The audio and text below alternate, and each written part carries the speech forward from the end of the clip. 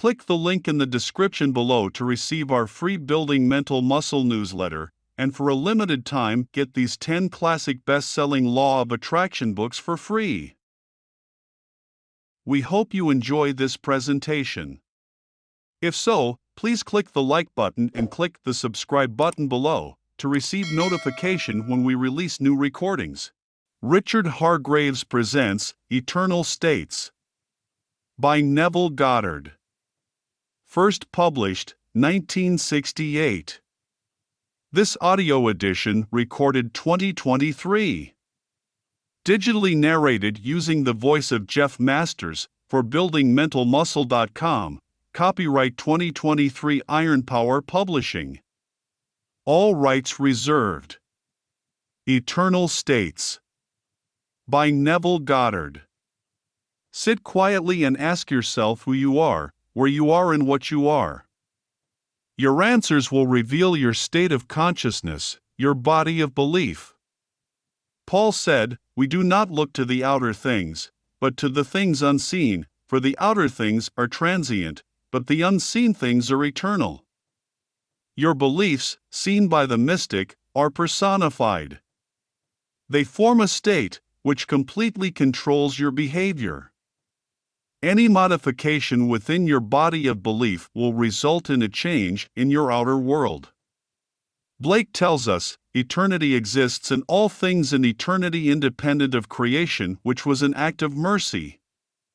By this you will see that I do not consider either the just or the wicked to be in a supreme state, but to be every one of them states of the sleep which the soul may fall into in its deadly dreams of good and evil when it leaves paradise following the serpent.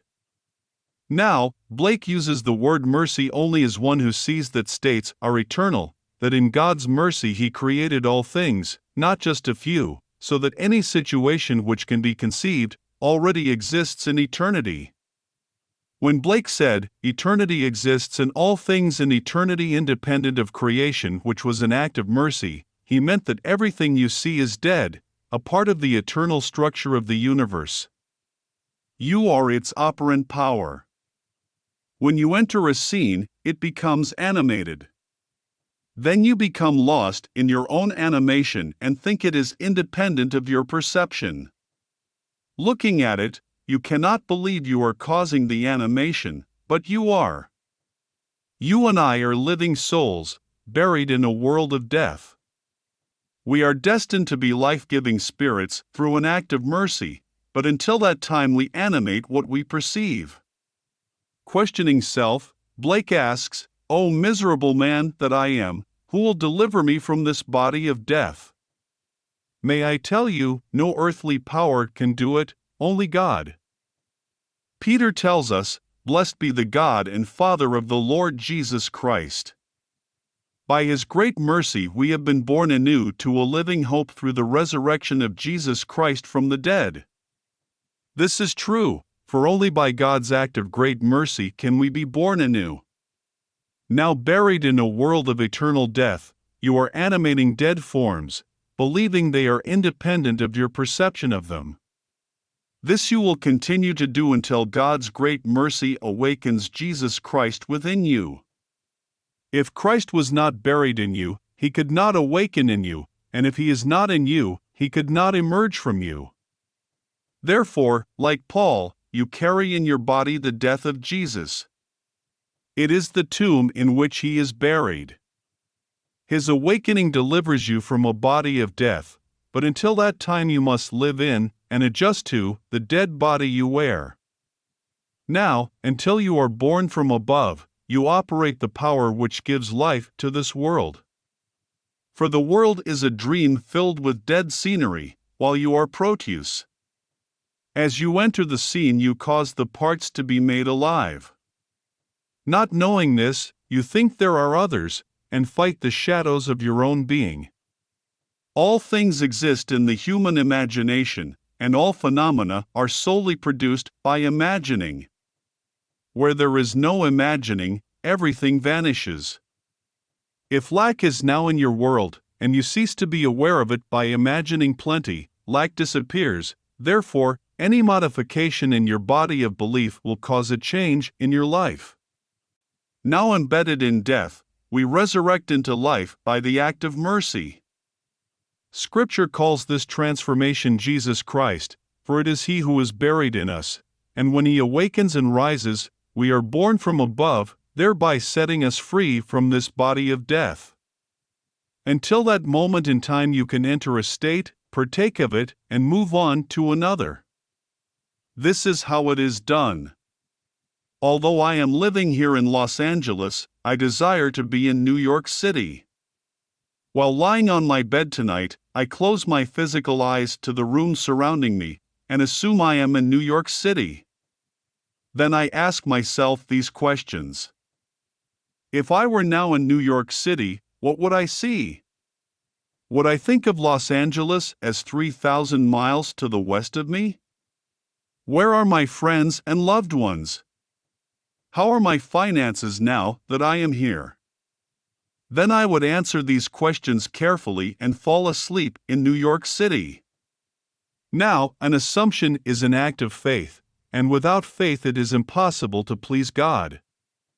By faith we understand that the world was created by the Word of God, so that things seen were made out of things that do not appear. Someone looking at my physical body would see me sleeping in Los Angeles, yet I would be sleeping in New York City, for I am all imagination and must be where I am imagining myself to be. By this action I am adjusting myself imaginatively to a state I desire to objectively realize. And if I have imagined with conviction, by giving New York City all of the sensory vividness of reality, things will immediately begin to happen to compel me to make the journey.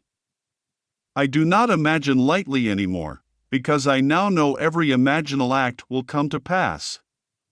When I first stumbled upon this principle, I thought it was stupid. The idea that imagining creates reality was nonsense. How could anyone believe a thing into being without any external evidence to support it? How could any imaginal act be the causative fact, which fuses and projects itself? Although I did not believe it could, I imagined, and got that which I did not want. So, I acquaint you now with what I know about this principle of imagining and lead you to your choice and its risk. There is always a risk, for you may not want what you have imagined after you get it, so I warn you to select wisely. Do you know what you want from life? You can be anything you want to be if you know who you are. Start from the premise, I am all imagination and pass through states, for eternity, all things, exist now. Having experienced a state and moved into another one, you may think the former state has ceased to be, but all states are eternal, they remain forever. Like the mental traveler that you are, you pass through states either wittingly or unwittingly, but your individual identity is forever. Whether you are rich or poor, you retain the same individual identity when you move from one state into another. If you are not on guard, you can be persuaded by the press, television, or radio to change your concept of self and unwittingly move into an undesirable state. You can move into many states and play many parts, but as the actor, you do not change your identity.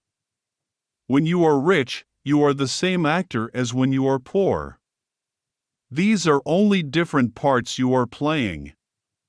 You annexed your physical body for the experiences you are now having, but you are not the body you wear. The day will come when you will awaken to this fact. Then, like Proteus, you will assume any shape for the part you want to play. If it takes a fish, you will be a fish. If it takes a man, you will be a man, for that is who God is. Learn to adjust your senses to what you desire to be. Just as I moved to New York City, you can move into the state of wealth, fame, or any state you desire. Determine what it would feel like and adjust your thinking by assuming you are feeling it now. Look at your world mentally. Your present level of objective fact may be the same as it was before, but in your imagination here your friends congratulate you on your good fortune. Then believe in the reality of this unseen experience. Like Paul, look not to things seen, but to things unseen, for the things seen are temporal, while the things unseen is eternal. 200 years ago Blake made the statement, eternity exists in all things in eternity, independent of creation, which was an act of mercy. 3,000 years ago the unknown writer of Ecclesiastes said it even more beautifully, there is nothing new under the sun. Is there a thing for which it is said, this is new? It has been already in ages past, but there is no remembrance of things to come after, among those who will come later. This past year one of our great physicists, Professor Richard Feynman of Caltech, said the same thing, yet not as beautifully as Blake or the unknown author of Ecclesiastes. This is what Professor Feynman said. The entire space and time history of the world is laid out, and we only become aware of increasing portions of it successively. For this, Professor Feynman received the Nobel Prize and maybe $50,000, while Blake, who saw it mystically and recorded it poetically, went to an unmarked pauper's grave. Professor Feynman based his conclusion on his study of the disintegration of the atom. Noticing the peculiar behavior of a little positron when placed in fluid, he realized that the entire space and time history of the world is already laid out, and man only becomes aware of portions of it successively. I have seen the same thing in vision and know that the world is dead. I have entered a room such as this to discover that I am the spirit animating it. By arresting the activity in me that caused the scene to become alive, everything froze. The waitress walked not. The birds flew not. The diners dined not. Then I knew that when I released its activity in me, everything and everyone would continue to complete their intention. Releasing my power, the waitress completed the serving, the bird flew to the limb of the tree, and the grass began to wave, as the leaf which was arrested in space fell to the ground. Now I know I am the center of creative power. The day will come when you, too, will awaken and exercise your creative power, knowingly. That is our destiny, for we all will awaken as God and use this power to create in the true sense of the word.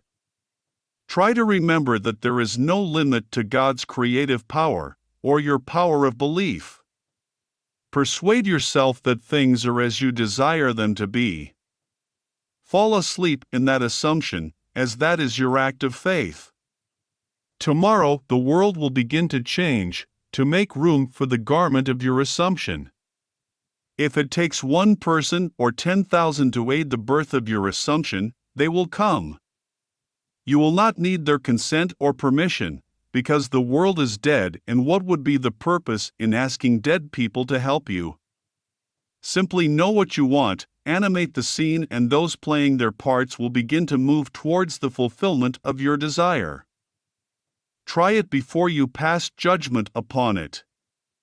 I know it doesn't make sense, but it will prove itself in performance, and then it will not matter what the world thinks.